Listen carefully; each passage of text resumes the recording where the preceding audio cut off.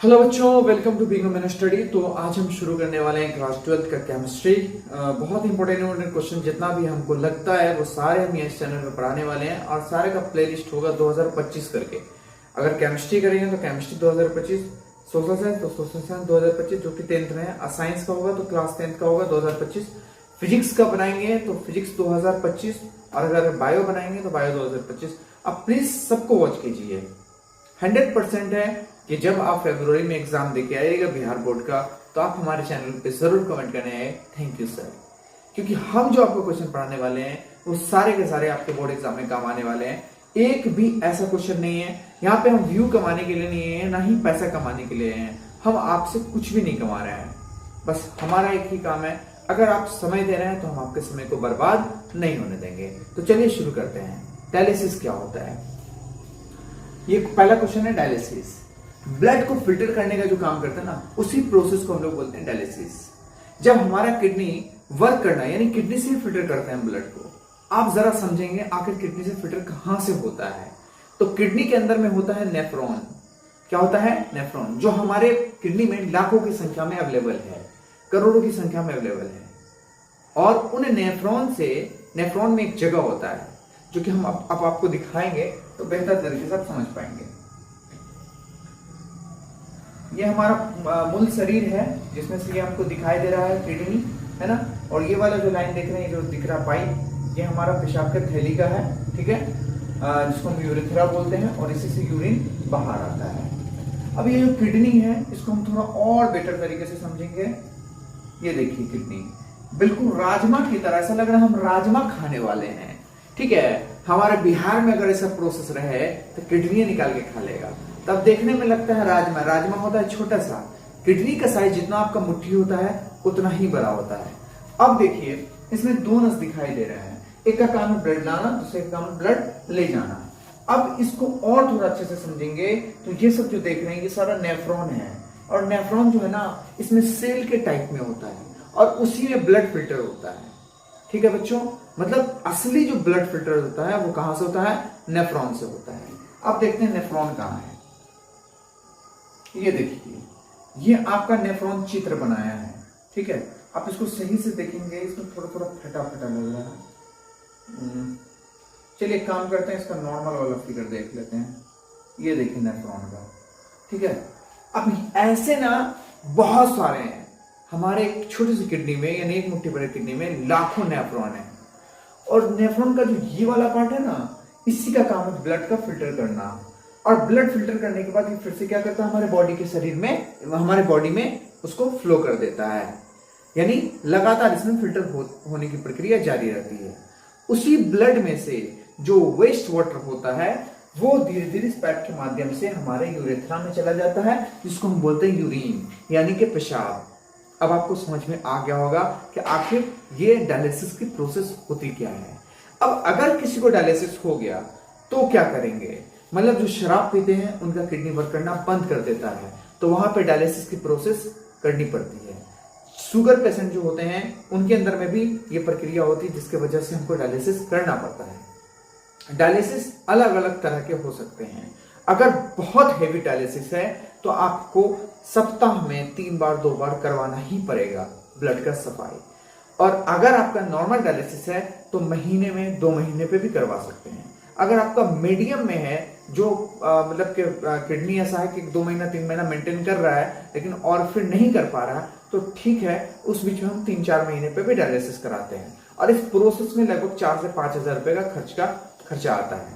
तो ये आपको डायलिसिस, अगर हेवी डायलिसिस है तो आप समझ लीजिए कि एक बार का खर्चा 4,000, तो एक सप्ताह में अगर 3 बार कराते हैं तो 12,000, और महीने में अगर देखा जाए तो 48-50 हजार रुपया आपका सिर्फ डायलिसिस प्रोसेस में लग जाता है। ये हेवी डायलिसिस के लिए हम बता रहे हैं। लेकिन अगर किसी को नॉर्मल डायलिसिस है तो उसके लिए खर्चा महीने या 2 महीने में 4,000 है, बट होना नहीं चाहिए। इससे बचने के लिए हम लोग ब्लड का सफाई करेंगे, उसके लिए हम लोग कड़ेला वगैरह का यूज करें।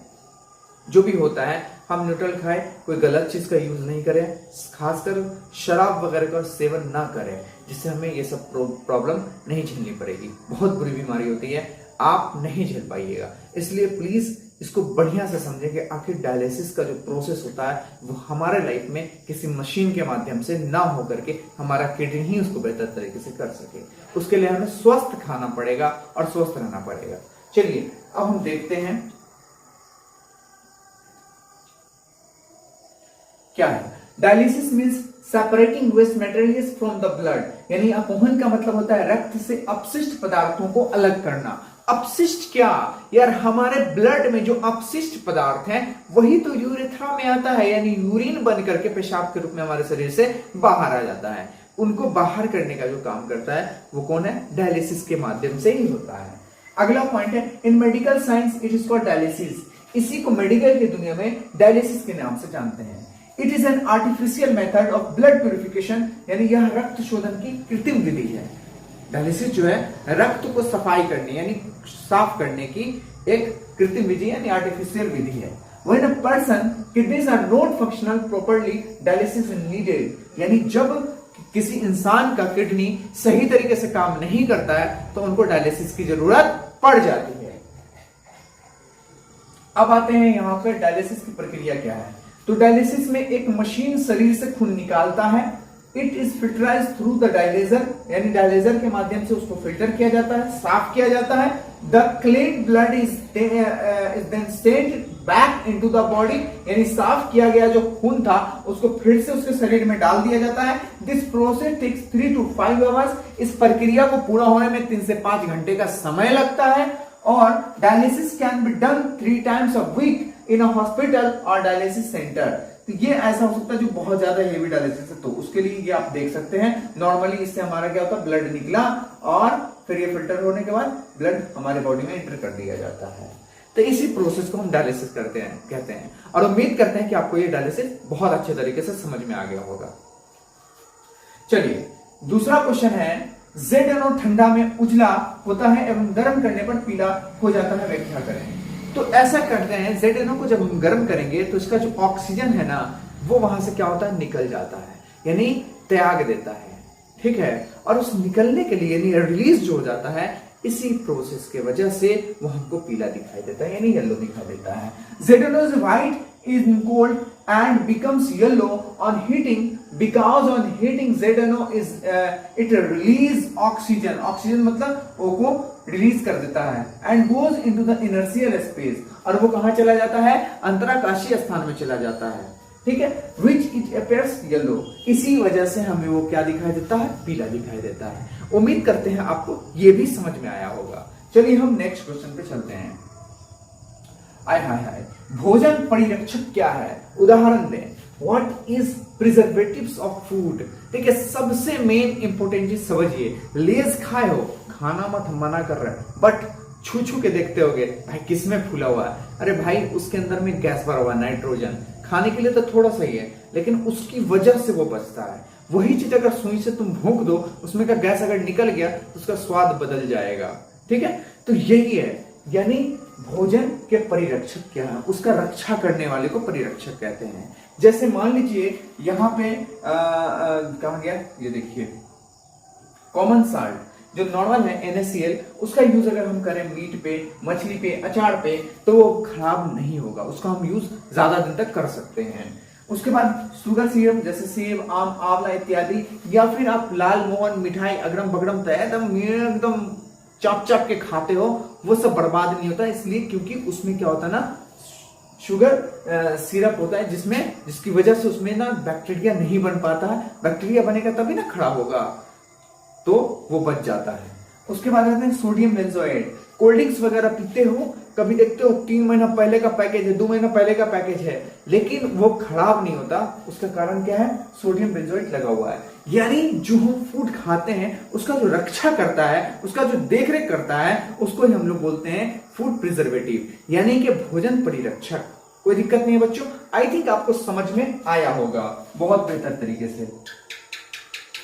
ये देखिए यहाँ पे भोजन परिरक्षक खाद्य पदार्थों में मिलाए जाने वाले रासायनिक पदार्थ होते हैं, यानी फूड प्रिजर्वेटिव्स और केमिकल्स एडेड टू फूड।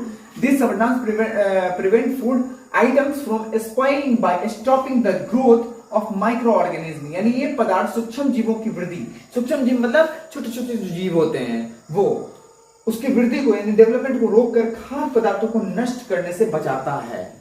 जैसे आपको हम बता दें कि भात यानी चावल, अगर हम बॉइल्ड राइस की बात कर रहे हैं, चावल तो कच्चा चावल होता है, तो अगर हम उसको गर्मी में ये करें तो वो उपज जाता है, यानी इस पे देखिएगा थोड़ा थोड़ा गलने लगता है, अजीब सा, मतलब बनने के बाद की प्रक्रिया। शाम में अगर आप उसको देखोगे तो वही ठंडी के समय में, आप रात में भी देखोगे तो फ्रेश रहेगा, क्योंकि ठंडी के समय में क्या होता है ना कि वो कूल यानी सब तरफ से उसको ठंडक मिलता है, जिसकी वजह से बैक्टीरिया उतना नहीं फैल पाता और उसके अंदर में बदबू नहीं बनता है। गर्मी के कारण उसमें उष्मा उत्सर्जित होता है, जिसकी वजह से हमें क्या होता है ना, बदबू करता हुआ दिखाई देता है। इसलिए फ्रीज का रखा हुआ कोई भी चीज जल्दी नहीं महकता है। ठीक है। Food preservative are used to prevent spoiling during storage, distribution, retail sale and consumption. यानी खाद्य पदार्थों का इस्तेमाल भंडारण, वितरण, खुदरा बिक्री और भोग के दौरान खराब होने के से बचाने के लिए किया जाता है। तो आप समझ गए होंगे फूड प्रिजर्वेटिव क्या है। खाना जो हम खाते हैं या कोई भी चीज जो हम खाते हैं उसको सेफ रखने के लिए, कई दिन तक रहे और अच्छा रहे, इसके लिए हम लोग क्या यूज करते हैं, फूड प्रिजर्वेटिव। ठीक है, यानी जो जिसके लिए है। यहाँ पे आपको दे दिया गया है ऑलरेडी, कॉमन साल्ट का, शुगर सिरप का, उसके बाद जो है सोडियम बेंजोएट का, और भी है। हम इतना ही लिखा है फिलहाल। आप इसमें आप अच्छे से समझ में आ गया होगा। आपको जो लिखना होता है उतना लिखिएगा, थोड़ा एक्सप्लेन करके लिखिएगा ना, बेहतर तरीके से लिखिएगा। और लिखने का भी हम ट्रिक बताएंगे कि एग्जाम में आप कैसे लिखते हैं। चलिए नेक्स्ट क्वेश्चन को देखते हैं। एलिमिनेशन रिएक्शन, विलोपन अभिक्रिया क्या है? हमको पता है, आप ये सब क्वेश्चन नहीं पढ़े होंगे, लेकिन आपको हम बताते हैं। 2020 से 2025 यानी 2024 तक का जो मॉडल सेट आप खोलिएगा तो उसमें आपको ये क्वेश्चन सब मिल जाएगा। बिहार बोर्ड का ही मॉडल सेट, ओरिजिनल वाले की बात कर रहे हैं, लोकल जो मार्केट में मिलता है उसकी बात नहीं कर रहे हैं। तो आपको ये सब क्वेश्चन मिलेगा। हो सकता है कब बिहार बोर्ड का मूड खिसके और पटक दे, तो इसलिए हम आपको जो क्वेश्चन पढ़ा रहे हैं उसको जरूर याद करते हुए चलिए, क्योंकि ये आपके बहुत काम आने वाला है। When two or more atoms are eliminated from an organic compound, it is called elimination reaction। यानी जब किसी कार्बनिक यौगिक में दो या दो से अधिक परमाणु का विलोपन हो जाए, विलोपन मतलब खो जाए, गायब हो जाए, ठीक है, विलुप्त हो जाए, अर्थात बाहर निकल जाए, तो इसे ही हम लोग क्या बोलते हैं, विलोपन अभिक्रिया कहते हैं। यानी किसी में से दो परमाणुओं या दो से परमाणु का विलुप्त हो जाना, खो जाना या बाहर निकल जाना, इसको ही हम लोग क्या बोलते हैं, एलिमिनेशन रिएक्शन बोलते हैं, विलोपन अभिक्रिया। तो उम्मीद करते हैं आपको समझ में आया होगा। अगर समझ में आया है तो प्लीज लाइक एंड सब्सक्राइब करते चलिए। नहीं सब्सक्राइब नहीं तो कम से कम शेयर तो जरूर करना यार, ताकि किसी का हेल्प हो जाए। Thank you for watching my video. और अगर आपको अच्छा लगा हो तो प्लीज शेयर कीजिए, लाइक कीजिए और सब्सक्राइब कीजिए या नहीं कीजिए आपका मर्जी है, लेकिन लाइक और शेयर जरूर कीजिए ताकि दूसरों की भी मदद हो सके। Thank you.